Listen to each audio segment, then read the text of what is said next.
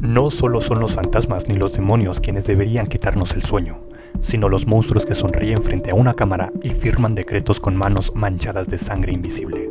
Olvida las historias de miedo que nos contaban cuando niños, esas figuras inventadas para asustar en la oscuridad. Al final, ¿qué poder real tienen sobre nuestra vida? Ninguno. El verdadero terror está frente a nosotros, disfrazados de normalidad, políticos, empresarios y redes de poder que convierten la corrupción y la violencia en parte del día a día.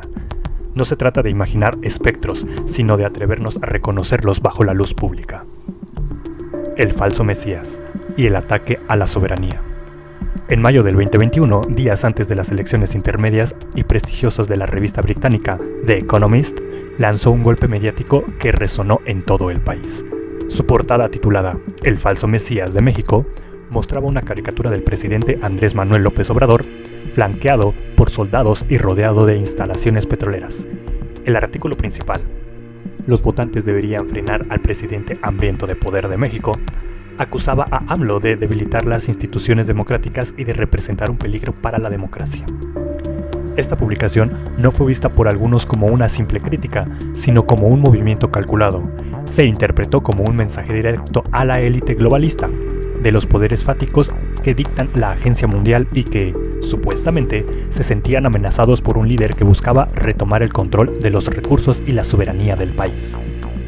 Las críticas a Pemex y el uso de las Fuerzas Armadas no eran, en esta visión, sobre eficiencia, sino sobre el control de activos estratégicos y la seguridad territorial. La portada, lanzada en un momento tan crucial, buscaba influir en el voto y debilitar la agenda de la Cuarta Transformación. La polémica estalló. El presidente la calificó de grosera, majadera e injerecista. Su canciller, Marcelo Ebrard, envió una carta de réplica y las redes sociales se dividieron. Pero, para quienes saben leer entre líneas, la portada de The Economist era un mapa que revelaba el siguiente movimiento en el tablero del ajedrez geopolítico: la red de muerte y corrupción en las aduanas. Años después, esa narrativa de control y poder resurgió en un escándalo que expuso el lado más oscuro de la corrupción en México. La investigación sobre una red de contrabando de combustible conocida como Huachicol Fiscal destapó un esquema de evasión de impuestos a gran escala que operaba a través de los puertos y las aduanas del país. Esta red no sería posible sin la complicidad de funcionarios de alto nivel y, de manera escalofriante, se ha visto ligada a una cadena de muertes violentas que parecen silenciar a quienes tenían la información crucial. El escándalo se hizo público con la detención y la vinculación a proceso de Manuel Roberto Farias Laguna, acusados de ser uno de los líderes de esta red criminal. Farias Laguna, sobrino del político del exsecretario de Marina José Rafael Ojeda Durán, había tenido un vertiginoso ascenso en su carrera militar. La red presuntamente utilizaba empresas fachada para importar combustible de Estados Unidos, declarándolo como otro producto para evadir el pago de impuestos como el IEPS. Pero el caso se oscurece con una serie de muertes que siembran la duda y el terror. Sergio Carmona Ángulo, conocido como el Rey del Huachicol, fue asesinado en noviembre del 2021 en San Pedro Garza García, Nuevo León. Su muerte destapó la red de contrabando. Sergio Emanuel Martínez Covarrubias, un marino y subadministrador de operación aduanera en Manzanillo, fue secuestrado y asesinado en mayo del 2023 a solo 2 semanas de haber asumido el cargo. Carlos Narváez Romero, exfuncionario de la Agencia Nacional de Aduanas de México, fue ejecutado en mayo del 2024. Fernando Rubén Guerrero Alcántar, contraalmirante y exdirector de recaudación de aduanas, fue asesinado en noviembre del 2024 en Manzanillo. Se le consideraba una víctima clave, pues supuestamente había denunciado las operaciones de Farias Laguna a su superior. Fue ejecutado por sicarios a bordo de una motocicleta. Ernesto Cuitláhuac Vázquez Reina, delegado de la FGR en Tamaulipas, fue asesinado en agosto del 2025. Estas muertes, por mencionar algunas, lejos de ser incidentes aislados, sugieren una limpieza sistemática de quienes tenían información que comprometía a figuras de alto rango. La cortina de humo.